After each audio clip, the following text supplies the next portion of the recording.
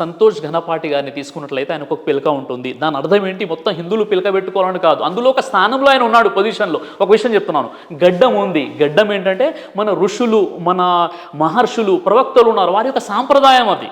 ఇప్పుడు ముస్లిం అంటే టోపీ పెట్టుకుంటేనే ముస్లిం అవుతాడు, టోపీ ఉంటేనే 5 పూటలు నమాజ్ అవుతుందని ఎక్కడ కూడా లేదండి, అది ఎక్కడ కూడా లేదు. అది అన్ని గ్రంథాలు దేవుడు ఒక్కడే అని చెప్తున్నాయా? అవును కదా, దేవుడు ఒక్కడే అని అందరూ అంటారు.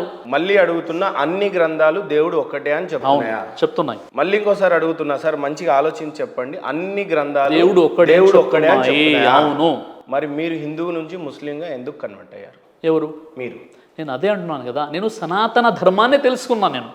నేను కన్వర్ట్ అవ్వలేదు, రివర్ట్ అయ్యాను.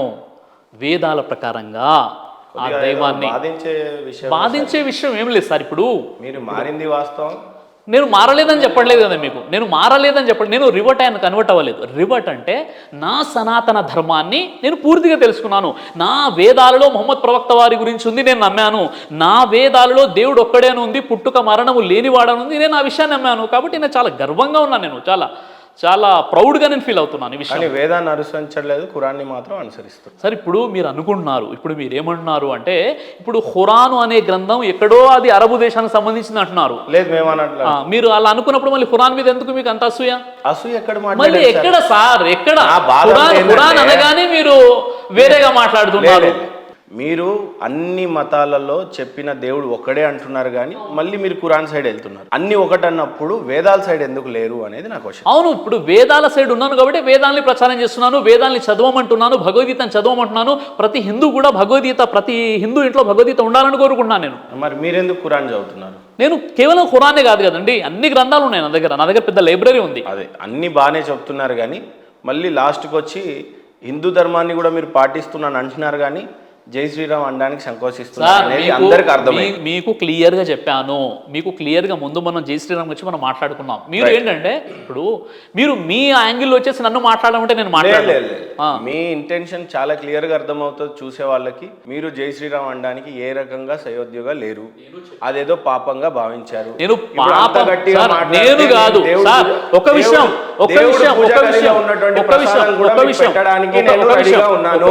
మీ నుదుటి మీద ఒక విషయం పెట్టాల్సిన అవసరం నాకు లేదు. ఒక విషయం మీరు అర్థం చేసుకోవాలి, ఒక విషయం సనాతన ధర్మాన్ని నేను ఖచ్చితంగా నేను పాటిస్తున్నాను. ప్రసాదం టు యూ. నేనేమంటున్నా, మీరు తినరు, నేను బొట్టు పెడతా, మీరు పెట్టుకోరు, ఇంకెందుకు సరే. నేను ఒక విషయం ఏంటంటే, ఇప్పుడు బొట్టు పెట్టుకోవడం వల్ల, ఇప్పుడు మీ బొట్టు నేను పెట్టుకొని నా తల్లో ఉన్న టోపీ మీకు పెట్టడం వల్ల ఇది హిందూ ముస్లిం భాయ్ కాదు. ఇది ఏందో తెలుసా, ధర్మాన్ని సరిగ్గా అర్థం చేసుకొని పాటిస్తే. సోదరులందరికీ వినప్తి ఏంటంటే, నేనేదో డిబేట్ గెలవాలనో, ఏదో అరవాలనో, ఏ బాధరో ఏ వ్యూసో పొందాలనో సిరాజ్ గారికి అయితే క్లియర్గా తెలుసు. ఏ దాని గురించి కాదు, సనాతన ధర్మం మీరు పాటిస్తా అన్నారు. నేను సనాతన ధర్మాన్నే పాటిస్తున్నానండి, సనాతన ధర్మాన్నే పాటిస్తున్నాను, సనాతన ధర్మాన్నే నేను పాటిస్తున్నాను. వేదాల ప్రకారంగా దేవుడు ఒక్కడనే నమ్మాను. వేదాల ప్రకారంగా దేవుడు పుట్టడు, మరణించడు, కనిపించడు అని నమ్మాను. వేదాల ప్రకారంగా, పురాణాల ప్రకారంగా మొహమ్మద్ ప్రవక్త వస్తారని ఉంది, మొహమ్మద్ ప్రవక్త నమ్మాను. కాబట్టి కనుక కన్వర్ట్ అయ్యాల్సిన అవసరం లేదు, నేను రివర్ట్ అయ్యాను. రైట్. వేదాల ప్రకారంగా ప్రసాదం తినకపోతే పాపం అని ఉంది. చూడండి, మీరు దేవుని దగ్గర పెట్టింది తింటాను, విగ్రహాల దగ్గర పెట్టింది తినను. చెప్తాను దానికి సంబంధించి. భగవద్గీత 9వ అధ్యాయం 27వ శ్లోకం ఉంటే తీయండి మీరు. అర్జున, నువ్వు ఏమి చేసినాను, హోమం నడిచినాను, నీవు నాకు ముందుగా అర్పింపుము. మను ధర్మశాస్త్రంలో కూడా చాలా స్పష్టంగా ఉంది. వినండి సార్, మీరు క్వశ్చన్ అడిగినప్పుడు వినాలి, మీరు క్వశ్చన్ అప్పినప్పుడు వినాలి, మీరు క్వశ్చన్ అడిగినప్పుడు విననప్పుడు ఎందుకు అడుగుతున్నారు? మీకు చెప్పే విషయం ఏంటంటే, మను ధర్మశాస్త్రంలో వేద ప్రోక్షణము చెయ్యక ఊరకే చంపబడినటువంటి పశు మాంసాన్ని మీరు తినకూడదు అంటే, ఇక్కడ దేవునికి ముందు సమర్పించండి. దేవుని దగ్గర పెట్టింది నేను తింటా అండి. మీరు ఎక్కడో ఒక చెట్టు దగ్గర, లేదా బాబా దగ్గర, లేదా విగ్రహం దగ్గర, లేదా దర్గా దగ్గర పెట్టిన తిన. దర్గా దగ్గర ప్రసాదాలు కూడా నేను తినను. దేవుని దగ్గర, మిమ్మల్ని నేను పుట్టించిన దేవుడు ఉన్నాడు కదా, ఆ దేవుని మీ పేరు మీద ఇవ్వండి, నేను తింటాను. రైట్. మసీద్కి వెళ్ళి ఎందుకు ప్రార్థనలు చేస్తున్నారు? మసీదుకి వెళ్ళి ఎందుకు ప్రార్థన చేస్తారంటే, అక్కడ దేవుడు ఎక్కడ అక్కడ దేవుడు సార్ మస్జీద్ కాదు. ఇక్కడ ఇప్పుడు నమాజ్ టైం అయిపోయింది, ఇక్కడ నేను నమాజ్ చదువుకుంటాను. రైట్. నేను బండ్లో ఉన్నప్పుడు నాకు ఒకవేళ నమాజ్ చదివేటటువంటి ప్లేస్ లేనప్పుడు నేను కారులో నమాజ్ చదువుకుంటాను. 365 రోజులు ఇస్లాం సోదరుల ఇంట్లో అంతా పెట్రోల్, డీజిల్ అన్నీ సేవ్ అయ్యాయి. ఇక్కడే ప్రార్థన చేసుకుంటే మీ ఇళ్లలో చేసుకునేవాళ్ళు. దానికి మసీద్ ఎందుకు, సార్, దానిపైన ఒక మైక్ విషయం ఎందుకు, ఏంటంటే, ఇంత లాజిక్ ఎందుకు మాట్లాడతారు? ఇప్పుడు లాజిక్ కాదు, ఇప్పుడు ముందు లాజిక్ మాట్లాడేటప్పుడు లాజిక్ ఏంటో తెలిసి ఉండాలి. నేను చెప్పే విషయం ఏంటంటే, దేవుడు ఒక ధర్మాన్ని ఇచ్చేసి, దేవుడి దగ్గర ప్రసాదం అంటే అర్థం దేవుడు ధర్మాన్ని ఈ విధంగా పాటించండి అని చెప్పుకున్నప్పుడు అక్కడ మహేందర్ లేదా బ్రదర్ సిరాజ్ యొక్క వాల్యూ ఏం లేదు అక్కడ. హోమానికి అర్థం దేవుడు చాలా ఉంది చెప్పిన సార్. విధంగా దేవుడు చెప్పిన, ఇప్పుడు మసీదుకి ఎందుకు వెళ్తారంటే, మసీదుకు వెళ్ళడం వల్ల వాళ్ళందరూ కలిసి సమయానికి, ఇంట్లో ఏంటంటే ఏ టైం అంటే ఆ టైం, అలా కాదు, మసీద్కి వెళ్ళడం వల్ల అందరూ ఒక వరుసలో నిలబడి నమాజ్ చదువుతారు. అక్కడ ధనవంతుడు అంటే కేవలం పురుషులు అని చెప్పేయండి. స్త్రీలు వెళ్ళే మసీదు కూడా ఉంది. స్త్రీలు కూడా శుక్రవారం, ఎవరు చెప్పారు మీకు? మీరు బుర్కాలు ప్రవక్త వారు చెప్పారు. వినండి సార్, వినండి. ప్రవక్త వారు చెప్పారు మీ స్త్రీలు గనక మసీదుకు వెళ్తారంటే వాళ్ళని మీరు వదిలిపెట్టండి. ఇప్పుడు కూడా హైదరాబాద్ లో దాదాపుగా 200 మసీదులో శుక్రవారం రోజు వాళ్ళు వచ్చి నమాజ్ చదువుతారు లేడీస్. మీకు తెలియనప్పుడు 100% పెద్ద అబద్ధం సార్ అది. ఎవరు? ఆడవాళ్ళకి సరే, మిమ్మల్ని నేను తీసుకెళ్తాను. ఇప్పుడు ఈ సిగ్నేచర్ స్టూడియోస్ సమక్షంలో నేను చెప్తున్నాను, మిమ్మల్ని నేను మసీదుకి శుక్రవారం, ఇప్పుడు కమింగ్ శుక్రవారం మిమ్మల్ని తీసుకెళ్తాను, మీరు రావాలి. కమింగ్ శుక్రవారం మిమ్మల్ని తీసుకెళ్తాను. అక్కడ స్త్రీలు పురుషులు ఉన్నారా లేదా మీరు చూసి వచ్చిన తర్వాత మీరు వీడియో చేయండి. ఈ ఛాలెంజ్ నేను స్వీకరిస్తున్నా. సిరాజ్ గారికి కూడా షాద్ నగర్ లో నేను ఒక మసీద్కి తీసుకెళ్తా. ఒక్క లేడీ లేకపోతే మీ పరిస్థితి ఏంటో సార్. ఇప్పుడు ఒక్క మసీద్, ఇప్పుడు నేను ఏమంటున్నా, వినండి మహేందర్ గారు, ప్రజల్లో చైతన్యం రావాలండి, ముస్లింలు కూడా చైతన్యం రావాలి. ఇప్పుడు నేను నా వీడియోస్, చాలా వీడియోస్ ఉన్నాయి, ఆ వీడియోస్లో నేను ఏం చెప్పానంటే, ముస్లిం సమాజంలో సంస్కరణ రావాలి, ముస్లిం సమాజంలోని మహిళల్ని మసీద్ ఎందుకు పంపిస్తారని నేను వీడియో చేస్తున్నాను. ఇప్పుడు ఓన్లీ ముస్లిం చైతన్యం కావాలి. ఇప్పుడు మళ్ళీ ఎవరు? క్రిస్టియన్ చచ్చిపోవాలి. అందుకోసమే కదా అందరినీ కలుపుకున్నాం. అందరు ఇప్పుడు ఇక్కడ సార్, ఇక్కడ హిందువులు ఏకం కావాలి, ముస్లింలు ఏకం కావాలని నేను భారతీయులంతా ఏకం అవ్వాలి. భారతీయులంతా కావాలన్నారు. ఏ విషయంలో చెప్పాను? మసీదులో స్త్రీలను పంపించే విషయంలో చైతన్యవంతులు అవ్వాలి అని చెప్పాను. స్త్రీలకి కొద్దిగా ప్రాధాన్యత తగ్గినట్టు, బాధ పెట్టినట్టుగా ఖురాన్ చెప్పినట్టుగా చాలా మంది చెప్తూ ఉంటారు. చాలా మంది చాలా రకాలుగా చెప్తుంటారు. నిజంగా ఖురాన్ లో ఉందా? అందులో నేను అడుగుతాను, మీరు చెప్పండి. స్త్రీలకు బుర్కా ఎందుకు ఇచ్చారు? ఒకటి, మీకు మాత్రమే సొత్తు, పురుషుడికి మాత్రమే స్త్రీ ఒక సొత్తు, మీకు మాత్రమే అర్పించాలి, మీ అవయాలు వేరే వాళ్ళకి ఎక్స్పోజ్ చేయకూడదు, కొద్దిగా బాగుండాలి, అది చీర అయినా సరే, బుర్కా అయినా సరే, ఏదైనా సరే.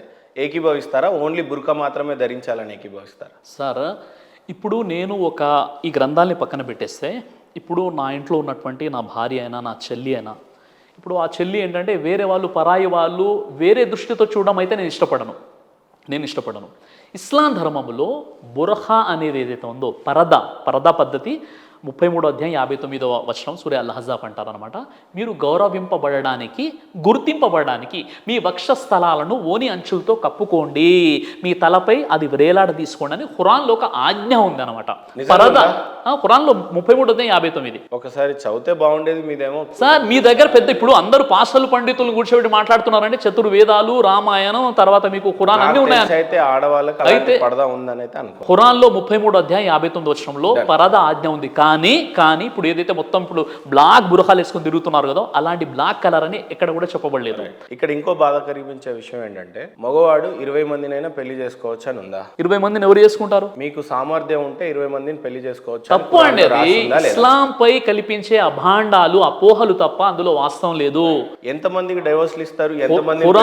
ఖురాన్లో ఉన్న విషయం ఏంటంటే, సూర నిసా 4:1 మీరు చదవండి. అందులో ఉన్న విషయం ఏంటంటే, ఒకవేళ భార్యల మధ్య న్యాయం చేయలేమనేటటువంటి భయం మీకు ఉంటే ఒక్కరే చాలు. అక్కడ చెప్పబడిన విషయం ఏంటంటే, అనాథ పిల్లలకు న్యాయం చేయలేనటువంటి పక్షంలో మీరు 2 కానీ 3 కానీ 4 వరకు ఒక లిమిటేషన్ ఉంది. అది అందరి కోసం కాదు, అది చేసుకుంటే న్యాయం చేయాలి. ఇప్పుడు ఒక విషయం నలుగురికి న్యాయం చేస్తారు. అదే ఆడపిల్ల 4 మగోళ్ళని పెళ్లి చేసుకోవచ్చు. అది ఎలా సాధ్యమవుతుంది? ఎందుకు సాధ్యం కాదు? ఎందుకు విభేదిస్తుంది? మరి ఇప్పుడు ఉదాహరణకి ధర్మం బాగుంది, మీరు మగోళ్ళు అయిపోయినారు, 4 చేసుకోవచ్చు. ఇప్పుడు ఒక విషయం చెప్తాను. దశరథ మహారాజు గారికి ఎంతమంది భార్యలు? నేను అక్కడ ఇప్పుడు ఇది ఎందుకు చెప్పారు మీరు? దశరథ మహారాజు గారికి ఎంతమంది భార్య? మీకు తెలుసా? మీకు తెలుసా? ఆయన ఎవరు? దశరథ మహారాజు మీకు తెలియదా? ఆయన ఎవరు? నేను మిమ్మల్ని అడుగుతున్నా. శ్రీరాములు తండ్రి గారు ఎంతమంది భార్య? 3 భార్యలు. రైట్. శ్రీకృష్ణ వారికి ఎంతమంది భార్యలు? ప్రవక్త వారికి. ఇప్పుడు ఈ విషయం చెప్పిన తర్వాత అక్కడికి వెళ్దాం మనం. శ్రీకృష్ణ వారికి ఎంతమంది భార్యలు? నేను శ్రీకృష్ణ వారికి ఎంతమంది భార్యలు? చాలా మంది ఉన్నారు. కదా? 16,000 నేను చెప్పే విషయం ఏంటంటే ఇక్కడ ఇస్లాం ఏమంటుందంటే మీకు న్యాయం చేయలేటువంటి పక్షంలో ఒక భార్య మీకు ఉత్తమమని ఖురాన్ ఎప్పుడో చెప్పింది. అయినప్పటికీ కూడా మీరు మానవులంతా ఒకటే అని చెప్పుకుంటూ మీరు ఆల్రెడీ వేదాలని తిరస్కరించారు కాబట్టి నేను అందుకు అడగట్లేదు, లేదంటే నిజంగానే అడుగుతా. ఇక్కడ ఆడవాళ్ళు మగవాళ్ళు సమానం కాదు మీ దేవుడి దృష్టిలో. ఆ దేవుడు ఎవరో మీరే చెప్పాలి కానీ, బట్ మీకు సమానత్వం ఎవరు చెప్పారు ఆడవాళ్ళు మగవాళ్ళు సమానం కాదు? మరి ఆడవాళ్ళ మగవాడు నలుగురిని పెళ్లి చేసుకుంటాడు, ఆడది నలుగురిని పెళ్లి చేసుకోవచ్చు. ఒక ఆడది నలుగురు ఇష్టం ఉన్నప్పుడు పాపం డివోర్స్ ఇస్తారు, అడకదినా ఏం కాదు. అది అపోహ, అది మీడియా కల్పించిన అపోహ. కొంతమంది అజ్ఞానులు ముస్లింలు కూడా అలా ఉన్నారు కొంతమంది. ఇప్పుడు నేను చెప్తాను బీజేపీ గవర్నమెంట్ ఇప్పుడు నేను చెప్తాను ఆర్టికల్ తీసుకొచ్చింది తలాక్ అంటే విరుద్ధం, మీరు ఒప్పుకోవట్లేదు. ఎవరు ఒప్పుకోవట్లేదు? నేను దాన్ని సమర్థిస్తూ వీడియో చేశాను, మీకు తెలుసా? మీరు ఒప్పుకుంటున్నారా? అయ్యో, త్రిపుల్ తలాక్ అన్న విషయం అసలు ఒకేసారి తలాక్ అని చెప్పేస్తే తలాక్ అవ్వదు.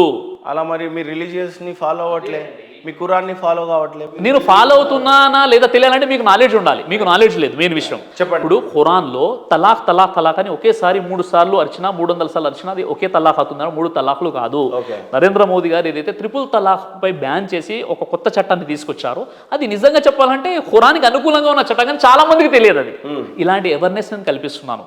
మీకు చెప్పే విషయం ఏంటంటే ఏదైనా ఒక విషయం, ఇప్పుడు ముస్లింలో కొన్ని విషయాలు ఉన్నాయి, అవన్నీ ఖురాన్లో లేదా ప్రవక్త వారు చెప్పారని దాని అర్థం కాదు. కొంతమంది అపోహ కూడా గురైపోయారు. రైట్. మీరు సిఏని ఎన్ఆర్సీని వ్యతిరేకిస్తారా? సార్ ఇప్పుడు సిఏ ఎన్ఆర్సీ అది ఇష్యూ మొత్తం వేరండి, అది టాపిక్ వేరు. లేదు సార్, ఈ రోజు కరెంట్ టాపిక్ అదే. ఇప్పుడు ఈ రోజు టాపిక్ చెప్తా. ఇప్పుడు అది మీరు నన్ను కన్ఫ్యూజ్ చేయకండి. 2000 సంవత్సరాల క్రితం ఎవడు బతికాడు ఎవడు చచ్చాడు అవన్నీ ఇంపార్టెంట్ కాదు, కానీ ఈ రోజు మనం బతుకుతున్నాం కదండి. సిఏఏ ఎన్ఆర్సీ మనకి ఎందుకు వద్దు, ఎందుకు కావాలి మీరు చెప్పండి. ఏది ఇప్పుడు ఎప్పుడైతే ఎన్ఆర్సీ వచ్చిందో అక్కడ వేరే దేశం ఉంటున్నటువంటి అంటే 6 మతాలకు సంబంధించి వాళ్ళు బౌద్ధులు కావనండి, సిక్కులు కావండి, జైనులు కావండి, వేరే మతాలు ఎవరికైనా వారికి పౌరసత్వం ఇస్తుంది, కేవలం ఒక ముస్లింను తప్ప అన్న ఒక విషయం వచ్చింది. కాబట్టి అప్పుడు ఆ విషయాన్ని మనం విభేదించాం తప్ప నిజంగా ఒక దేశానికి కావాల్సినటువంటి సెక్యూరిటీ భద్రత ఏదైతుందో అన్ని విషయాలు మనం సపోర్ట్ చేయాల్సిందే. రైట్. అన్ని విషయాలు సపోర్ట్ చేయాలి సార్. ఇప్పుడు మీరు సౌదీకి వెళ్ళిపోయారు, అక్కడ వీసా అయిపోతే అక్కడ ఉంటారా? పంపించేస్తారు మీరు. ఇప్పుడు అదే అవునండి. ఇప్పుడు నా దేశంలో మన భారతదేశంలో మన దేశానికి, మన చట్టానికి, మన రక్షణకు కావాల్సినటువంటి ఎన్నైతే బాధ్యతలు ఉన్నాయో, ఎన్నైతే విషయాలు వాటన్నిటి మనం ఒప్పుకోవాలి. అందులో నేను అదే అంటున్నాను. రైట్. మీకు రామాయణం అంటే ఎక్కువ ఇష్టమా, మహాభారతం అంటే ఎక్కువ? సార్ నాకు అన్ని గ్రంథాలంటే ఇష్టమే. రామాయణం ఇష్టమే, మహాభారతం ఇష్టమే, చతుర్వేదాలు ఇంకా ఇష్టం నాకు, భగవద్గీత నేను చదువుతాను. ఇంకేదానికి ఎక్కువ మీరు ఎందుకు చెప్తున్నారు సార్? అంటే ఇప్పుడు మీరు అడిగిన దానికంటే ఒకటి ఎక్కువ చెప్తే ఇంకా బాగుంటుంది. రైట్. మీకు రామాయణం అంటే ఇష్టమా, మహాభారతం అంటే ఇష్టమా? 2 చదివారుగా మీరు. అవునండి. ఏది ఎక్కువ ఇష్టం మీకు? నేను అదే అంటున్నాను కదా, ఈ 2 ఇష్టమే నాకు. ఏది ఎక్కువ ఇష్టం లేదా? 2 ఇష్టమే అండి. 2 ఇష్టమే కాబట్టి రెండింటి గురించి చెప్పండి. మహాభారతం ఎందుకు ఇష్టమో చెప్పండి, రామాయణం ఎందుకు ఇష్టమో చెప్పండి. సార్ రామాయణంలో వాస్తవంగా 2 ఇష్టం లేదు అని అంటారు అనుకున్నా మిమ్మల్ని, కానీ మీకు 2 ఇష్టం అన్నారు కాబట్టి నాకు మీరు బాగా ఇష్టం అయిపోయారు. ఇంకా ఎందుకు ఇష్టం? మీకు ఇష్టం ఉండకూడదు అనేది నా ఉద్దేశం. ఆ ఉద్దేశంతో మీరు మీ మైండ్ సెట్ చేసుకుని ఉన్నారు కాబట్టి మీకు అలా అనిపిస్తుంది. రైట్. ఇప్పుడు మీకు ఎందుకు ఇష్టమో చెప్పేస్తే. రామాయణం ఏంటి సార్, శ్రీరాముల వారి యొక్క జీవితానికి సంబంధించి రామాయణంలో చాలా విషయాలు ఉంటాయన్నమాట. రామాయణంలో చాలా అద్భుతమైనటువంటి స్టోరీ ఉంటుంది. మహాభారతంలో కూడా కౌరవులకు పాండవులకు జరిగినటువంటి కురుక్షేత్ర యుద్ధానికి సంబంధించినటువంటి విషయాలు ఉంటాయి. అందులోనే ఒక భాగం భగవద్గీత. ఇలా గొప్ప గ్రంథాలు అవి. రామాయణం నుంచి మీరు ఏం నేర్చుకోలేదా మీ నిజ జీవితంలో? ఎందుకు నేర్చుకోలేదండి. ఇప్పుడు రాముడు కలిగి ఉన్నటువంటి సహనమైన, రాముల వారి యొక్క ఉపదేశాలైనా చాలా విషయాలు ఉంటాయి. ఇప్పుడు ఏది నేర్చుకున్నారంటే ఏం చెప్పగలుగుతాం? అన్ని విషయాలు నేర్చుకోవాల్సిన విషయాలే. ఇంకా ఇప్పుడు కూడా నేను స్టూడెంట్నే, ఇప్పుడు కూడా విద్యార్థినే. ఇప్పుడు కూడా నేను పొద్దున కూడా 1 గంట సేపు చదివాను నేను.